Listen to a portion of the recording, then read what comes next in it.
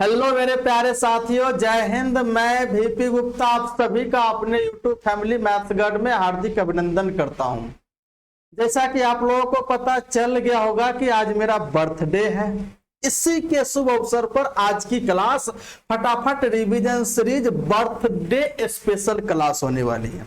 इसमें हम सीजीएल में पूछे गए क्वेश्चन, सीजीएल मेंस में पूछे गए क्वेश्चंस का हम लोग जो है एक मिक्स्ड क्वेश्चंस प्रैक्टिस करने वाले आज की क्लास में। और सबसे पहले आप लोग इस क्लास को लाइक शेयर एंड सब्सक्राइब कर दीजिए। आज मेरा बर्थडे है, बर्थडे गिफ्ट के रूप में आप हमको लाइक शेयर एंड सब्सक्राइब दे दीजिए।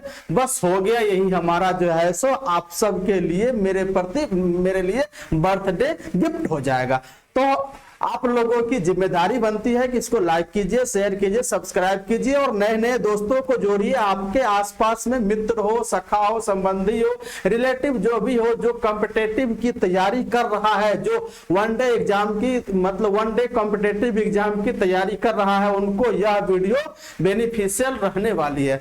तो हम लोग आज का क्लास आपका रहेगा क्या, बर्थडे स्पेशल क्लास आज का रहने वाला है। इसको आप लोग बढ़िया से अटेंड कीजिएगा और बीच में आप लोग लाइक शेयर करके हमारा हौसला और उत्साह को बढ़ाने की कोशिश कीजिएगा। ये सब आपके हाथ में है। तो चलिए हम लोग अपने क्लास को स्टार्ट करते हैं। कौन सी क्लास? फटाफट revision series birthday special class. उसके लिए आज का पहला क्या है, बर्थडे स्पेशल क्लास है और इसमें आपको लाइक शेयर एंड सब्सक्राइब कर देना है। किसको? @मैथ्सगाइड को। अगर आपको इस क्लास का PDF चाहिए तो PDF के लिए हमारे Telegram channel maths guide official को ज्वाइन कर देना है, जो जिस टेलीग्राम चैनल का लिंक इस वीडियो के डिस्क्रिप्शन में दिया हुआ है, वहां से आप लोग जो है सो इसे ज्वाइन कर सकते हैं। चलिए आज की क्लास की सबसे पहला सवाल जो आपके सामने स्क्रीन पे दिख रहा होगा, देख रहे हो, सीजीएल मेंस का क्वेश्चन है। ये प्रश्न सीजीएल मेंस का है। इसको आप लोग सॉल्व करने की कोशिश कीजिए। यहां पर पहले सवाल को पढ़िए। ये इतना लंबा सवाल आपको लग रहा है लेकिन उतना लंबा है नहीं, बस आपको थोड़ा सा सोचना है, बस आप कुछ नहीं करना। यहां पर क्या कहा, बी सी डी और ई के वेतन क्रमशः 2 3 4 5 के अनुपात में है। बस ऐसे लिख देना, बी सी डी और ई का जो इनका जो सैलरी है वह किस रेशियो में है, 2 रेशियो 3 रेशियो 4 रेशियो 5 के रेशियो में है। बस हो गया। यानी बी सी डी और ई का जो सैलरी है उनका वेतन का रेशियो दे रखा है कितना, 2 3 4 5 के रेशियो में। अब कह रहा है उनके वेतन में क्रमशः का मतलब पहले बी तब सी तब डी उसके बाद ई, उनके वेतन में क्रमशः 20%, 30%, 40% और 50% की वृद्धि की गई। यानी इसमें 20% बढ़ाया गया, इसमें 30% बढ़ाया गया, इसके सैलरी में 40% और इसकी सैलरी में 50% बढ़ाया गया। अब यहां पर कह रहा है कि यदि डी का बढ़ा हुआ वेतन 560 है, आपका क्या कहा है, डी का जो बढ़ा हुआ वेतन है यानी डी में कितने प्रतिशत की वृद्धि की जानी है, तो डी में आपको 40% की वृद्धि की जानी है। तो जो 40% की वृद्धि करने के बाद जो बढ़ेगा तो हमें आपको ज्ञात करना है 4 का 40%। तो 4 का 40% कितना बनेगा, 1.6, यानी 1.6 बढ़ जाएगा। यानी इसका 40% बनेगा कितना, 1.6। तो 1.6 बढ़ेगा तो कितना बनेगा, 5.6। यानी डी का बढ़ा हुआ वेतन कितना है, 5.6 यूनिट, जो किसके बराबर है, तो यहां पर आपको दिख रहा होगा 560 के बराबर है। किसके बराबर है, 560 के बराबर है। तो बताइए किसी को दिक्कत? कोई दिक्कत नहीं। अब यहाँ 20%, 30% और 50, इससे कोई मतलब ही नहीं है मुझे। क्यों? क्योंकि मुझे दे क्या रखा था, डी का बढ़ा हुआ वेतन दे रखा था 560, तो डी का बढ़ा हुआ मैंने लिख दिया, कितना हो गया, 5.6 हो गया। अब हमसे पूछा है बी सी डी और ई का मूल वेतनों का योग। तो बी सी डी और ई के मूल वेतनों का योग 5 4 9 9 5 14 कितना होगा आपका, 14 यूनिट है। कितना है भाई 14 यूनिट है, तो 5.6 यूनिट का मान कितना हो गया 560। तो 1 यूनिट का मान कितना है यहाँ पर 100, कितना होगा 100 रुपया होगा। तो भाई 14 यूनिट का मान कितना हो जाएगा, पूरे उन सभी के वेतन का योग 14 यूनिट, मतलब 1400 रुपया हो जाएगा। और यही इसका क्या बनेगा, उत्तर बनेगा ऑप्शन नंबर सी इसका राइट आंसर। कितना हो जाएगा, ऑप्शन नंबर सी इसका राइट आंसर बनेगा। बताइए किसी को दिक्कत वाली बात कोई नहीं, आप लोगों को लाइक शेयर सब्सक्राइब करते रहिए, एक बर्थडे का गिफ्ट आप लोग देते रहिए। चलिए कितना आंसर आ गया 1400, ऑप्शन नंबर सी। नेक्स्ट सवाल की तरफ हम लोग आगे बढ़ते हैं। नेक्स्ट सवाल क्या है, आप इसको पहले पढ़िए। यहां पर कहा है क्वेश्चन नंबर आपका, ये शायद आपका दूसरा सवाल है, कर प्रथम 148 सम धनात्मक संख्याओं के औसत तथा उसके बाद क्या प्रथम 129 विषम धनात्मक संख्याओं के औसत का बीच का अंतर क्या। अगर हम आपको बोलूं एक चीज होता है प्रथम n, अगर मैं बोलूं प्रथम n सम धनात्मक संख्या का जो औसत होता है, प्रथम n सम धनात्मक संख्या का जो औसत होता है, संख्याओं का जो औसत होता है वह जो है सो कितना आपका होता है, तो आपका हो जाएगा n+1 हो जाएगा। अगर यहीं पर यहां पर होगा प्रथम n विषम धनात्मक संख्या का औसत, विषम धनात्मक संख्या का जो औसत होगा, संख्या का जो औसत होगा वह किसके बराबर होगा, n के बराबर होता है। ये आपको दो चीज याद रखनी है, प्रथम n धनात्मक संख्याओं का औसत बन जाता है n से एक ज्यादा, और प्रथम n विषम धनात्मक संख्याओं का औसत बन जाता है कितना n। अब इस सवाल को पढ़िए, क्या कह रहा है, प्रथम 148 सम धनात्मक, तो कितना आपका हो जाएगा 148, कौन सी धनात्मक पूछ रहा है, सम, तो n+1 यानी 148 में एक जोड़ोगे, ये हो गया आपका पहले वाले का औसत।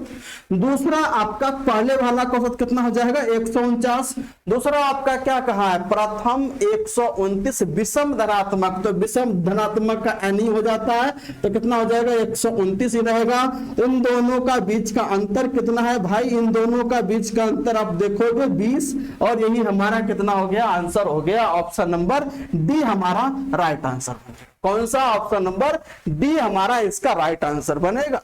तो आपको इसमें ये दोनों चीज आपको पता होनी चाहिए। ये रहा आपका बेसिक, इसको आप लोग नोट कर लीजिए। चलिए ये रिवीजन की क्लास अगर वो जो है तो इसीलिए हम आपको ये लिख दिए, ये रूल होता है। आ जाइए चलिए नेक्स्ट। अरे बहुत बढ़िया सवाल है भाई, ये सवाल बहुत अच्छा है, इसमें हम अच्छा सा अप्रोच इसमें लगाते हैं। क्या है, पहले सवाल को पढ़िए, इस सवाल को आप पहले ध्यान से पढ़िए। क्या कहा है इसमें, कह रहा ए तथा बी की मासिक आय का अनुपात 4:5। बस जैसे कहा है वैसे आपको लिख देना है। ए और बी का जो इनकम है वह कितना है भाई, तो 4:5 है, 4:5 हो गया। अब कह रहा उनकी मासिक बचत का अनुपात, यानी अब उनका सेविंग का अनुपात, यानी सेविंग का अनुपात कितना है भाई, तो 14:19। कितना है, 14 आपका 19 हो गया। अब कह रहा है कि यदि ए और बी में प्रत्येक का मासिक व्यय 1200 रुपया, यानी दोनों 1200 रुपया खर्च करता है, ये भी 1200 रुपया खर्च करता है, ये भी 1200 रुपया खर्च करता है। अगर मैं आपको बोलूं इनकम में से अगर वह खर्चा हटा दो तो सेविंग का रेशियो आएगा। इसका अर्थ है क्या कि ए और बी का इनकम है, यह 1200 रुपया खर्च कर रहा है और ये भी 1200 रुपया खर्च कर रहा है, तब जाके रेशियो ये है, दोनों का खर्च समान है। तो यहां पर हम कह सकते हैं कि यह दोनों रेशियो बैलेंस होगा। दोनों रेशियो बैलेंस के लिए हमें करना क्या होता है, इन दोनों का डिफरेंस देखते हैं, कितना यहाँ पर 1 है। इन दोनों का जो आपका जो मतलब जो डिफरेंस है वह 1 के बराबर है और इनका जो अंतर है वह आपका 5 का बराबर। दोनों का डिफरेंस समान होनी चाहिए जब दोनों में समान परिवर्तन हो। तो इसमें आपको 5 से मल्टीप्लाई कर देना पड़ेगा। तो कितना हो जाएगा, ये 5 चौक 20 और ये 5 25। अब हमें इस रेशियो से मतलब नहीं, अब इससे मतलब है। मुझे ये बताइए कि इनकम में से कितना खर्च करेगा कि 14 बचाएगा। 20 में से कितना खर्च करेगा कि 14 बचाएगा। तो 6 खर्च करेगा रेशियो में। यह भी जो है सो रेशियो में 6 खर्च करेगा। और आपका कहा क्या है, दोनों का खर्च 1200 रुपया है। तो दोनों का खर्च रेशियो में 6 है। तो यह रेशियो 6 किसके बराबर होगा, तो आप कहोगे सर 1200 रुपए के बराबर होगा। तो रेशियो 1 किसके बराबर है, तो आप बोलोगे सर 200 रुपए के बराबर है। अब आपसे पूछा है दोनों का इनकम का अंतर। तो दोनों के बीच में जो है सो मासिक वेतन का अंतर कितना है, इसका मासिक वेतन 20, इसका 25। तो कितने का अंतर है भाई, रेशियो कितने का अंतर है, रेशियो 5 का अंतर है। ये 5 क्या है, दोनों का बीच का डिफरेंस है, इनकम का डिफरेंस है। कितना है इनकम का डिफरेंस, कितना 5। 5 किसके बराबर हो जाएगा, 1 × 5। तो ये हो जाएगा आपका 1000 के बराबर। कितना हो जाएगा, 1000 के बराबर। और यही हमारा क्या हो जाएगा, उत्तर हो जाएगा 1000। ऑप्शन नंबर डी हमारा क्या होगा, राइट आंसर होगा। इसको मैंने किससे बनाया, तो रेशियो बैलेंसिंग मेथड से मैंने बताया।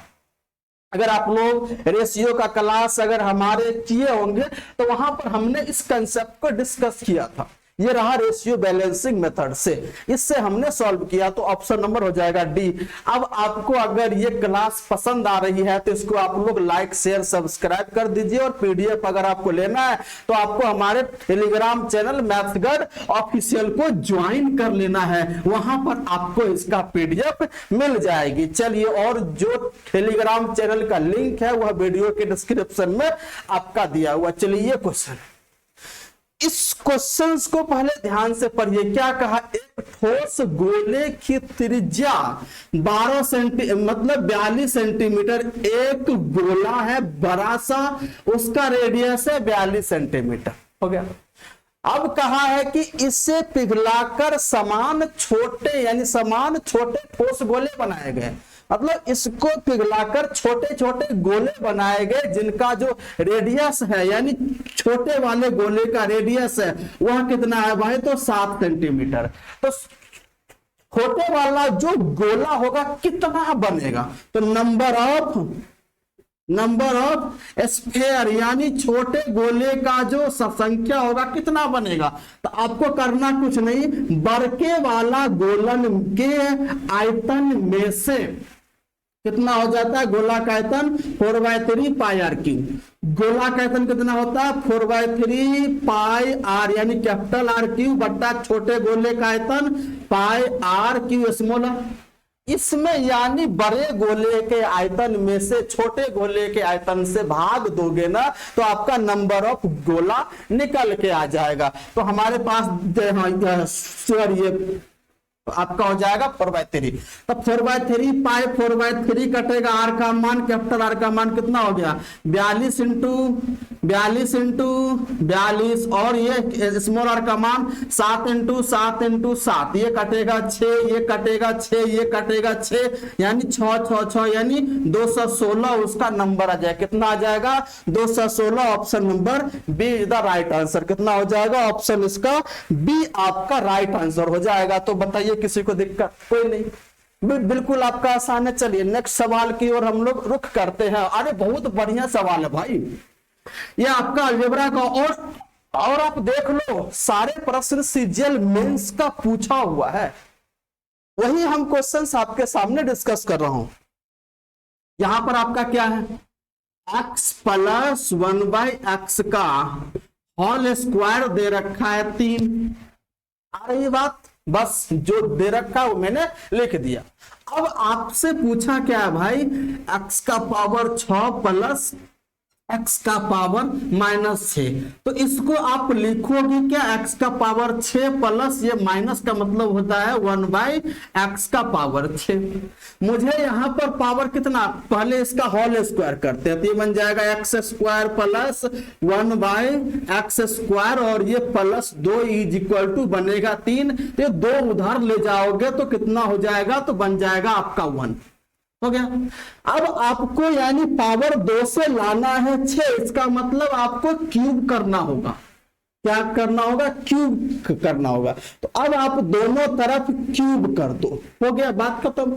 ये हो जाएगा x का पावर 6 प्लस कितना हो जाएगा 1/x का पावर 6 प्लस 3ab।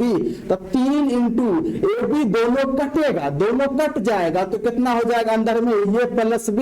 तो इन दोनों का मान कितना है, x² प्लस 1/x² का मान आपका कितना है, तो ब्रैकेट में 1 और इधर आपका 1 का क्यूब 1 बनेगा। ये हो जाएगा x का पावर 6 प्लस 1/x का पावर 6 प्लस 3 बराबर 1 और ये प्लस 3 उधर जाएगा तो क्या बनेगा -3 बराबर क्या हो जाएगा आपका -2। इस सवाल का आंसर ऑप्शन नंबर ए क्या बनेगा, राइट आंसर बनेगा। इसका आंसर कितना हो गया, -2। Option number A is the right answer. बताइए कितना आसान सवाल था, कितने बढ़िया से हम लोगों ने इसको सॉल्व करने की कोशिश की। चलिए अगला सवाल क्या है, बहुत बढ़िया है, इसको आप लोग सॉल्व करके बताइए तो कितना आंसर बनेगा। इस सवाल को आप मुझे सॉल्व करके बताइए कितना आंसर होगा। क्या कहा है मेरे दोस्तों आज की क्लास आपकी हो रही है बर्थडे स्पेशल क्लास। आप लोगों को लाइक शेयर करते रहना। इसको आप लोगों को इस वीडियो पे लाइक कम से कम 100 के आसपास होना चाहिए, 100 के आसपास लाइक होनी चाहिए, आप लोगों की टारगेट है। अगर ये आप लोग जो है सो टारगेट को पूरा करते हैं तो हम आप लोगों के लिए सरप्राइज जो है सो लेकर आएंगे। बहुत अच्छे अच्छे क्लास में आपके लिए सोच रहा हूं। चलिए यहां पर क्या कहा है, इस सवाल में क्या कहा है, इस सवाल में कहा है मेरे भाई किसी वस्तु को 12% तथा 18% की दो क्रमिक छूटों के पश्चात कितना 54,120 रुपया में बेचा तो उस वस्तु का अंकित मूल्य क्या। आप देखो उस वस्तु का अंकित मूल्य मान लो क्या है, मार्केट प्राइस MP है। उस वस्तु का जो अंकित मूल्य है आपका कितना है, MP है। कहा इस पर 12% का छूट, तो अगर उस वस्तु पर 12% का छूट देगा तो बेचेगा कितना में, 100 माइनस 12 यानी 88% पर बेचेगा। कितना में उसको सेल करेगा, तो 88% मतलब 88/100 में अब उसको बेचेगा जब एक बार छूट देगा। तो अब कह रहा है एक बार और छूट दे रहा है, लेकिन यह छूट कौन सा, क्रमिक है, सक्सेसिव डिस्काउंट है। तो जो छूट देने के बाद जो वैल्यू बची अब उस पर 18%, तो अब इस पर ये जो आपका छूट दिया पहली बार उसके बाद वैल्यू ये बचा। अब इस पर 18% का छूट, तो इसका मतलब इसका 18% का छूट का मतलब अब इसका 82% पर सेल करेगा।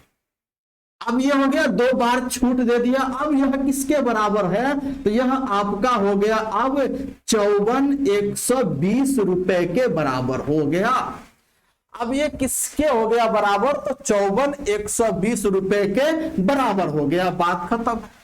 अब ये कटेगा, कितना से कटेगा, 4 से काट रहे हैं, तो ये 4 से काटेंगे तो 88 और ये 4 से काटेंगे तो कितना बनेगा 25, अरे सॉरी हाँ कितना हो जाएगा, ये 4 से काटेंगे तो ये 22 हो गया।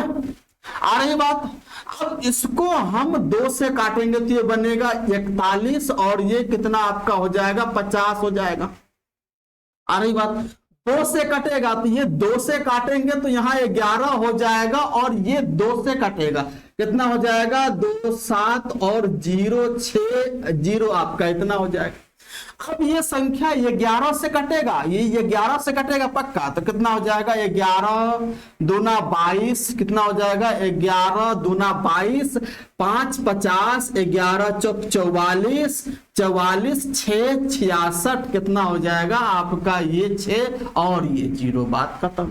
अब यहाँ 41 से कटेगा तो 41 इंटू 6 246 10, तो यानी जो मार्केट प्राइस आया कितना बचा, इधर बच गया 60 और ये 50 और 25 जो नीचे में है तो उधर जाएगा, तो इंटू 50 इंटू 25 हो गया, बात खत्म। ये बनेगा 6 5 30, 2 0 इंटू 25, 25 इंटू 3000, बोलो कितना हजार, 75,000 उसका मार्केट प्राइस था। ऑप्शन नंबर डी इसका क्या बनेगा, राइट आंसर बनेगा। इसमें भाई कुछ ज्यादा था नहीं, केवल कैलकुलेशन था और कुछ नहीं था।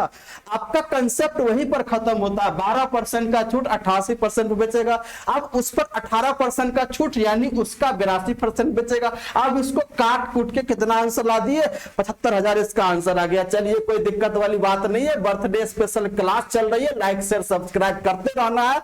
और आपको पीडीएफ चाहिए तो पीडीएफ के लिए टेलीग्राम चैनल को ज्वाइन कर लेना है, मैथ्सगढ़ ऑफिशियल को, जिसका लिंक वीडियो के डिस्क्रिप्शन में दे रखा है। चलिए ये सवाल, इस सवाल को आपको करने हैं और इस सवाल को सॉल्व करके बताइए इसका आंसर क्या बनेगा, जल्दी से बताना है। क्या कह रहा है, विनय और महेश एक दूसरे से 250 मीटर दूर है। अब यहां पर देखो, यहां पर विनय है और यहां पर महेश है, इन दोनों की बीच की दूरी कितनी है भाई, 250 मीटर है। इन दोनों की बीच की दूरी कितनी है, 250 मीटर है।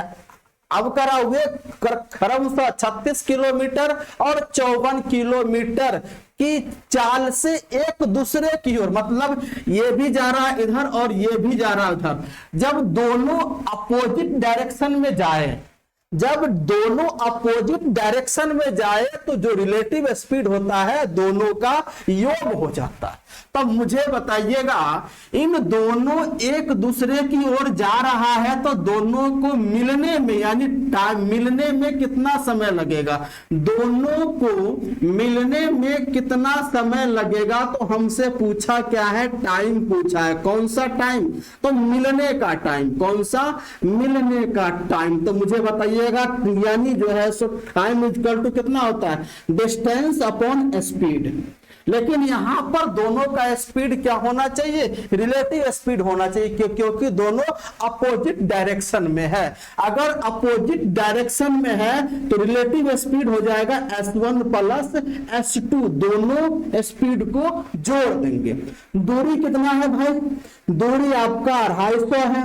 कितना रिलेटिव, हाँ तो रिलेटिव जो है स्पीड कितना बनेगा, तो 36 किलोमीटर और प्लस 54 किलोमीटर। तो बताओ, ऊपर में है मीटर में है और नीचे किलोमीटर प्रति घंटा, इसको मीटर पर सेकंड में, तो 5/18, 18 कहां जाएगा, ऊपर आ जाएगा, बात खत्म।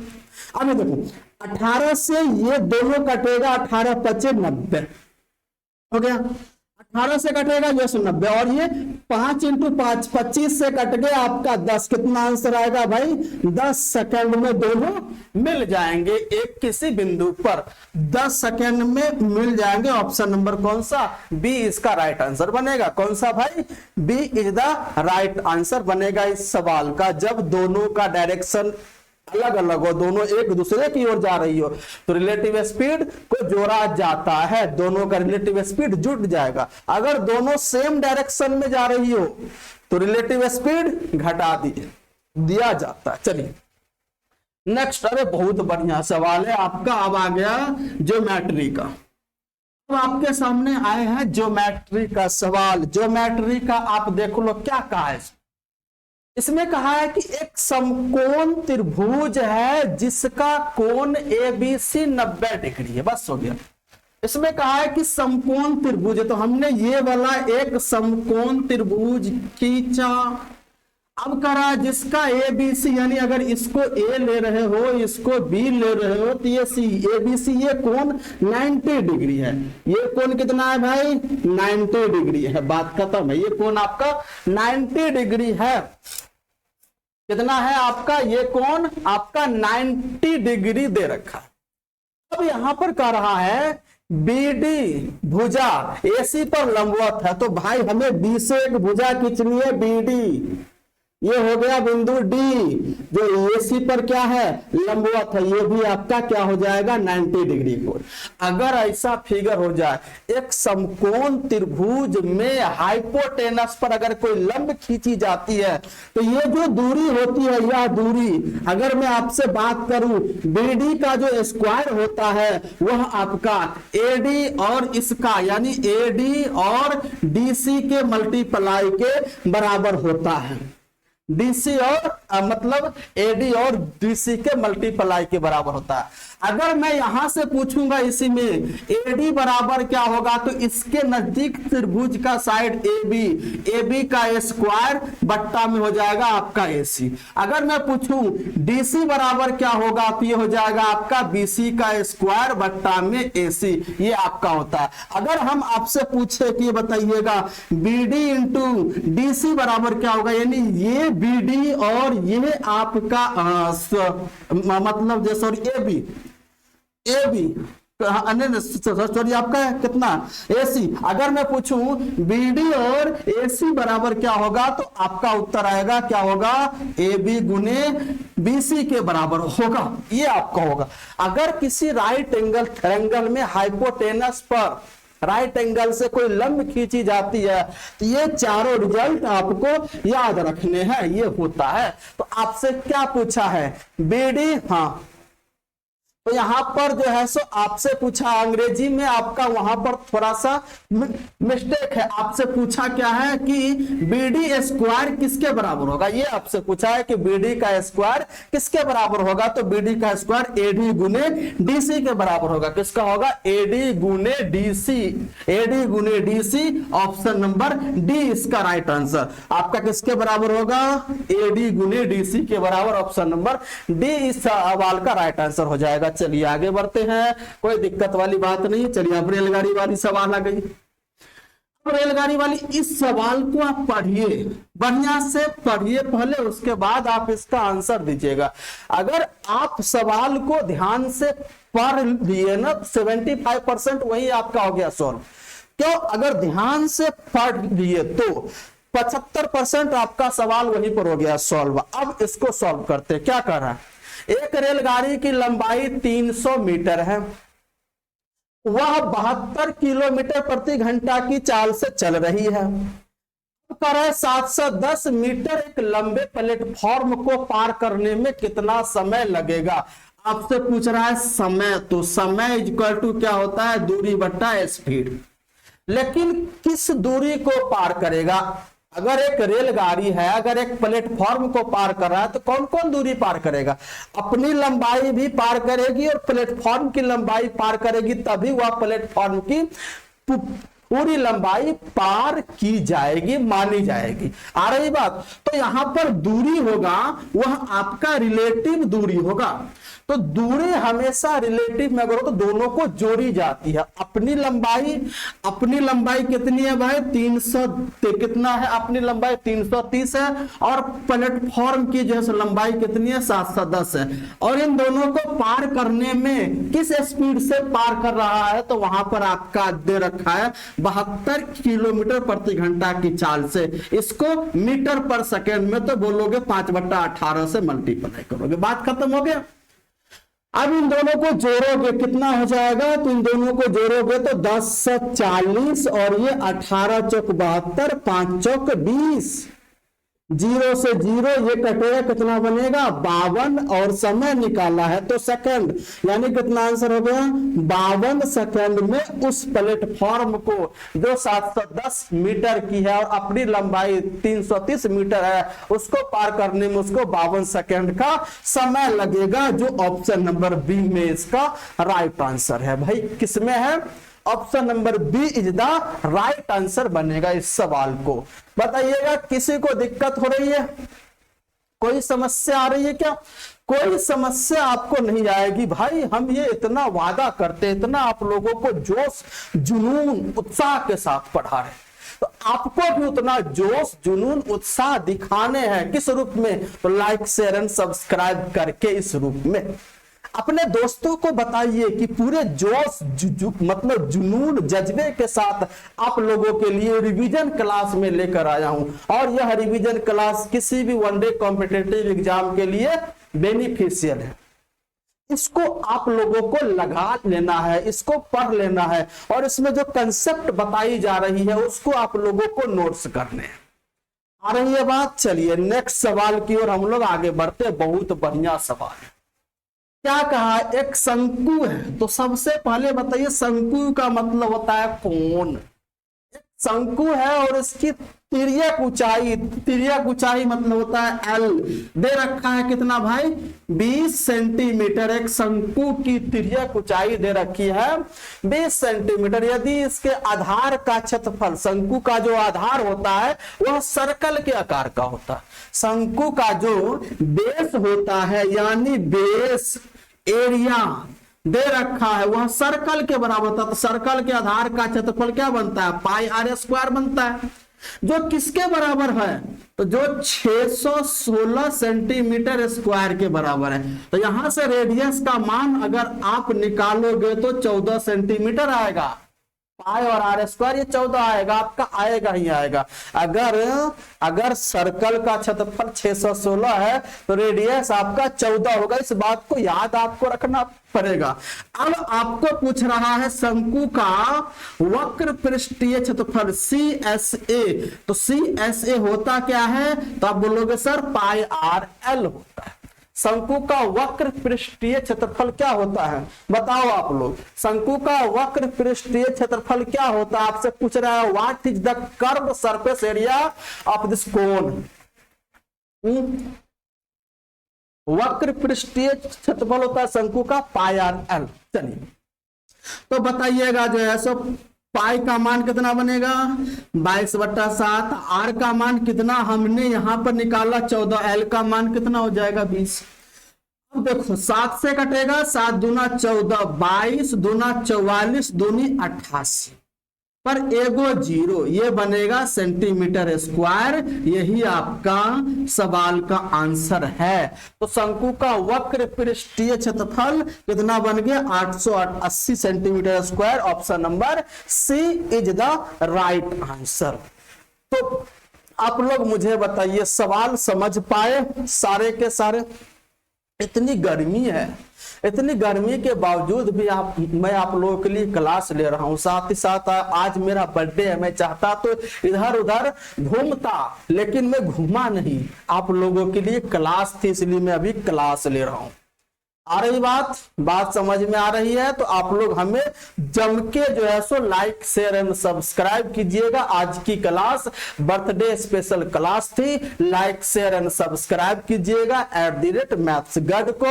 और पीडीएफ के लिए आपको टेलीग्राम चैनल मैथ्सगढ़ ऑफिशियल को आपको ज्वाइन कर लेना है, जो वीडियो के डिस्क्रिप्शन में उसका लिंक दे रखा है।